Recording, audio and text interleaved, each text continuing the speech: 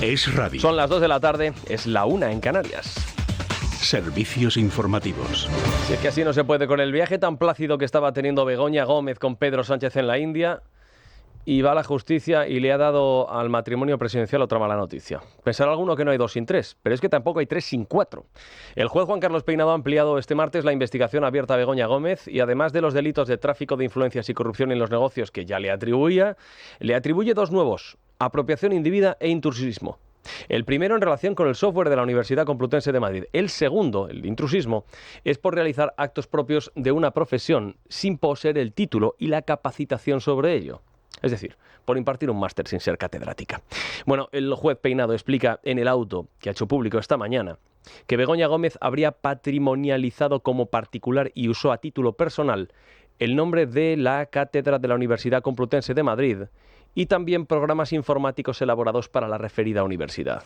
Ese programa informático que pertenecía a la Complutense y que Begoña Gómez registró en un inmueble de su propiedad, a su nombre, adueñándoselo seguramente o presuntamente de forma ilegal. Y por todo esto, cita a declarar el día 18 de noviembre a la 1:30 de la tarde a la misma Begoña Gómez. Ese día, Pedro Sánchez va a estar en Río de Janeiro en la cumbre del G20. Y a diferencia de lo que ha pasado esta semana con la India, Begoña Gómez no le va a poder acompañar. Primera pregunta de los periodistas en rueda de prensa posterior al Consejo de Ministros. ¿Qué tal? Buenos días. A la ministra portavoz o al ministro de Justicia. El juez Peinado ha imputado a Begoña Gómez un nuevo delito de apropiación indebida por el software de la Complutense y la cita a declarar de nuevo. Me gustaría pedirles una valoración sobre esta cuestión y si después de que se hayan inadmitido las sucesivas querellas por prevaricación y que la Audiencia Provincial de Madrid haya avalado la instrucción, si sostienen o mantienen que sigue pedaleando sobre la nada. Por supuesto que manifestamos nuestro total respeto a la labor de la justicia, de los jueces y tribunales en nuestro país. No he podido conocer el auto al que usted hace referencia en su pregunta porque ha saltado la noticia en los últimos minutos. Si bien le digo que, pese a no conocer este auto en concreto, sí le digo que la investigación, que se prolonga ya más de 6 meses, pues por más que se investiga, se sigue acreditando que no hay ningún informe, no hay ningún testimonio, no hay ninguna opinión del Ministerio Fiscal que ponga de manifiesto lo que ya se ha venido diciendo durante los últimos meses. Es que no hay absolutamente nada. Es curioso porque no ha leído el auto del juez con los nuevos delitos y aún así dice el ministro de Justicia, Félix Bolaños, que no hay nada de nada. ¿Se pueden de verdad hacer afirmaciones tan categóricas sin estar informado? A veces el ministro coloca los deseos por delante de la realidad. No hay nada. Bueno, esto es lo que le gustaría que fuera el Palacio de la Moncloa. No es la misma óptica la que tiene de este caso el juez Peinado. No hay nada. Bueno, pues iremos viendo. De momento, a ver, hay. Pero el tiempo dirá. Claro, visto esto, una recomendación a la que debería atender el Gobierno es a la de extremar la prudencia y no dar por hecho o por sentado nada de forma tan absolutamente categórica. Porque el volumen de las informaciones, audios y datos de conversaciones intervenidas por la Guardia Civil es tan inmenso que confirmar que nunca se ha hecho algo o se ha hablado con alguien te puede dejar en evidencia apenas unas horas después de haber hecho una afirmación. Esto en un Gobierno que tuviera un férreo compromiso y no faltase nunca a la verdad sería un principio básico. Pero como un gobierno como este, que tiene una marcadísima inclinación a mentir y a cambiar de criterio, no atender a una mínima cautela puede convertirse en una verdadera bomba de relojería. Por ejemplo, afirmar que el señor Pedro Sánchez no ha cruzado jamás una palabra con el señor Aldama. Nunca. Fin de la historia. Afirmar esto, como hizo ayer la portavoz socialista Esther Peña, es muy arriesgado porque Dios sabe lo que puede salir mañana mismo. Por ejemplo, en el Gobierno insisten en negar que Víctor de Aldama tuviera relación alguna con el rescate de Air Europa y que no presionó o no fue una pieza clave y fundamental para que ésta se produjera. Hoy publica El Español una información muy interesante en la que Víctor de Aldama le cuenta a Javier Hidalgo, que es el CEO de la aerolínea Air Europa, que le ha dicho a Koldo que o arregla esto o se acabó todo. ¿Se acabó todo? ¿Qué se acabó exactamente? Se refiere a la Europa, claro. Resulta interesante esta comunicación intervenida al conseguidor Aldama, en la que, con un lenguaje así muy de andar por casa, le dice a Hidalgo que está harto de Koldo porque no está consiguiendo el rescate. Sí, me imagino que te habrá llamado porque le he llamado y me cago en su puta madre. Porque ya está bien de que nos tomen el pelo y igual tú estás quedando mal con tu padre, con tu familia, con los empresas y con todo el mundo y yo a la vez contigo porque parezco gilipollas diciéndote las payasadas que me dicen que ya esto está en nabo. Así que ya le he dicho que arregla esto o se ha acabado todo. Se ha acabado todo. Estaba enfadado Víctor de Aldama. ¿Pero por qué Aldama presionaba a Koldo? Si Koldo no era nadie, ¿verdad? No tenía ningún tipo de relación, no era absolutamente nadie en el gobierno. ¿Qué podía conseguir Koldo o qué contactos tenía? Bueno, es que se da la circunstancia de que en el gobierno de España resulta que es que nadie ha hablado con Víctor de Aldama nunca, hasta que se empieza a saber que tenía relación con varios ministerios. Mira, el Confidencial hoy cuenta que Koldo le pasó a Víctor de Aldama los teléfonos de las vicepresidentas Calviño, Teresa Rivera y de la ministra Reyes Maroto, este último por accidente, ahora lo contamos.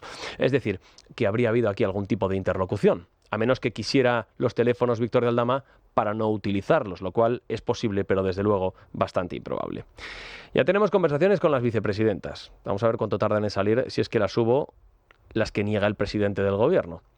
Bueno, estas conversaciones vienen con el sello de la casa de una trama delictiva así no especialmente elevada, porque parecen sacadas de una película de Antonio Ozores. Miren, la transcripción literal que hoy aporta el Confidencial es la siguiente. Aldama le dice a Koldo: pásame por favor el teléfono de la vicepresidenta de Transición Ecológica. Koldo le responde: lo tiene Ábalos, dame un momento. 40 minutos después le pasa un número con la palabra vicepresidenta. Aldama llama y en lugar de cogerle la vicepresidenta Teresa Rivera, le coge el teléfono a la ministra de Industria Reyes Maroto. Total, que vuelve a llamar a Koldo. Víctor de Aldama le dice: oye, que este teléfono que me has dado no es de la vice, es de Reyes, la de turismo, macho. Dice: ¿pero cuál quieres? ¿El de Nadia? Esto se lo dice Koldo. Dice: el de Nadia no, coño, el de la vice de Transición Ecológica. Total, que al margen de lo absurdo de la situación, queda claro que Koldo no era solamente la llave de acceso al Ministerio de Transportes, no era solamente eso, sino que abría a Víctor de Aldama las puertas de muchos otros ministerios del gobierno de Pedro Sánchez. Vamos a ir conociendo, ya verán, más conversaciones de este tipo e iremos saliendo de dudas. Dudas que existen a mares, por ejemplo, con lo del viaje de Delcy Rodríguez a España, que esta es otra. Aquí hemos conocido más de 10 a 11 versiones y las que están por llegar. Por lo que está contando, por ejemplo, Carlos Cuesta en Libertad Digital, desde ayer queda claro que ni siquiera es cierta la última versión que ha dado el presidente del gobierno sobre esta visita. La versión oficial del gobierno sigue siendo la que apuntó el ministro del Interior, Fernando Grande Marlaska. La versión oficial es que el gobierno se enteró justo cuando Delcy estaba en vuelo, unas horas antes de que llegase. Indicar y subrayar que yo lo conocí poco antes, no le puedo decir cuántas horas, muy poco antes. Muy poco antes. El problema de afirmar esto de forma tan categórica es que anoche en Libertad Digital y en otros medios se desveló que la estancia de Delcy en Madrid, en esa casa de 400 metros con piscina, Villa Delcy, en la calle Oquendo, resulta que es que Koldo García la gestionó en los días previos con el Ministerio de Grande Marlaska y con Exteriores. Así que parece incompatible afirmar, como hizo Grande Marlaska la semana pasada en sede parlamentaria, que se enteró de la visita la misma tarde cuando su ministerio llevaba días gestionándola.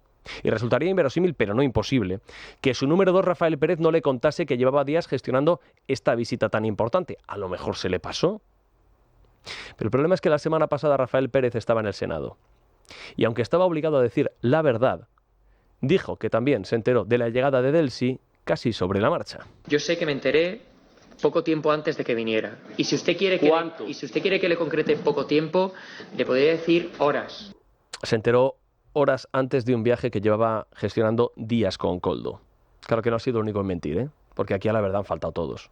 Hace 4 años la ministra de Exteriores, Arantxa González Laya, también faltó a la verdad cuando fingió no saber nada del viaje que estaba gestionando en su departamento con Koldo. Si hubiesen avisado con más tiempo, ¿lo hubiesen prohibido? Sí, claro. Claro que sí. Si es que lo sabían. Ellos lo sabían, también en el Ministerio de Exteriores. Y dijeron que no.